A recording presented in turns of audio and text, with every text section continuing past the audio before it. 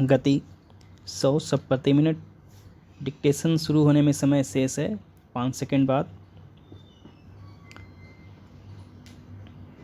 Ready, start.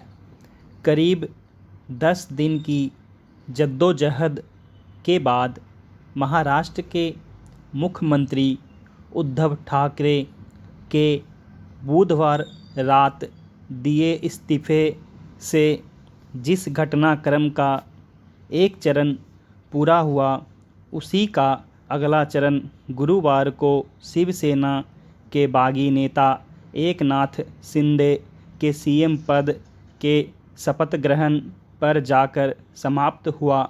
आखिरी पलों तक यही माना जा रहा था कि बीजेपी के देवेंद्र फडणवीस मुख्यमंत्री होंगे और एकनाथ शिंदे उप मुख्यमंत्री, लेकिन एकदम नाटकीय घटनाक्रम के तहत राजभवन में हुई प्रेस कॉन्फ्रेंस में देवेंद्र फडणवीस ने शिंदे के अगला मुख्यमंत्री होने की घोषणा करके सबको चौंका दिया।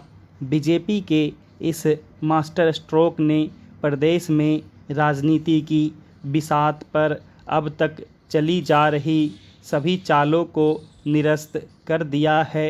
पूर्व मुख्यमंत्री उद्धव ठाकरे कह चुके हैं कि अगर मेरे बाद कोई शिवसैनिक मुख्यमंत्री हुआ तो मुझे खुशी होगी। उस घोषणा के पीछे भी यही आकलन था कि बड़ी पार्टी होने के नाते बीजेपी मुख्यमंत्री पद अपने पास ही रखेगी। बागी विधायकों के पास अधिक से अधिक उप मुख्यमंत्री का पद ही आएगा। दलील यह थी कि आखिर शिवसेना और बीजेपी के अलगाव का मूल कारण भी मुख्यमंत्री पद ही था। बीजेपी अधिकारियों के अनौपचारिक बातचीत में दिए गए एक कथित वादे का हवाला देते हुए शिवसेना मुख्यमंत्री पद मांग रही थी, जबकि बीजेपी का कहना था कि ऐसा कोई वादा किया ही नहीं गया था और ज़्यादा विधायकों वाली पार्टी के नाते इस पद पर उसका हक है। मगर इन तमाम दलीलों को गलत साबित करते हुए बीजेपी ने शिंदे को मुख्यमंत्री पद देकर एक तीर से कई शिकार कर लिए हैं।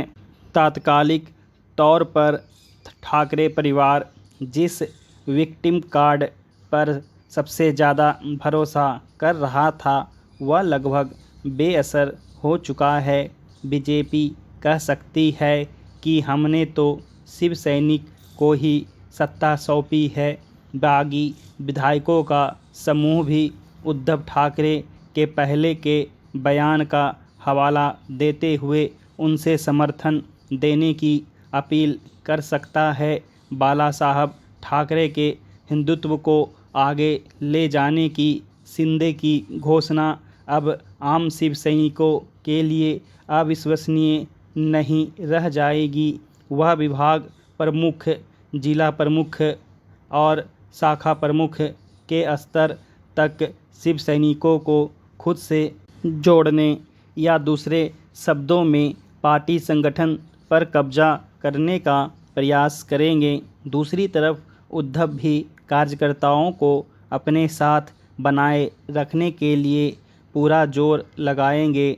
बीजेपी की रणनीति की बात करें तो उसका मकसद राज्य में पार्टी का विस्तार है, जो हिंदुत्व की राजनीति करने वाली शिवसेना की कीमत पर ही हो सकता है। ऐसा नहीं लगता कि बीजेपी इसे लेकर बहुत जल्द आक्रामक रुख अपनाएगी, क्योंकि इससे शिंदे के साथ संबंधों पर आंच आ सकती है।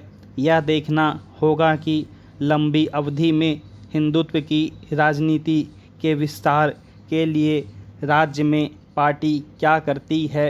इससे भी बड़ी बात यह है कि महाराष्ट्र में विपक्ष के हाथ से सत्ता छीनकर बीजेपी ने अगले लोकसभा चुनाव से पहले उसे बड़ा झटका दिया है। हालिया लोकसभा उपचुनावों में 50% से ज़्यादा मुस्लिम आबादी वाले रामपुर और 40% से ऊपर मुस्लिम यादव आबादी वाले आजमगढ़ में बीजेपी को मिली रोमांचक जीत के गहरे अर्थ हैं। अगर चुनाव विश्लेषक बीजेपी के लिए सबसे मुश्किल सीटों की सूची बनाएं तो रामपुर और आजमगढ़ उसमें सबसे ऊपर होंगे।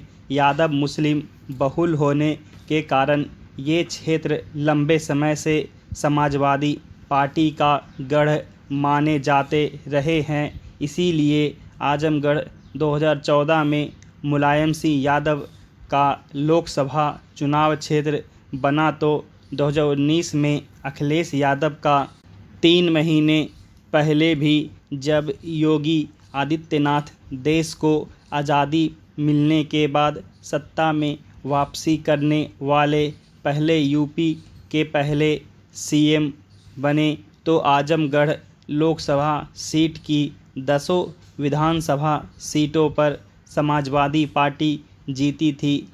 बावजूद इसके लाल टोपी वालों का यह गढ़ बीजेपी के कब्जे में आ गया। स्टॉप।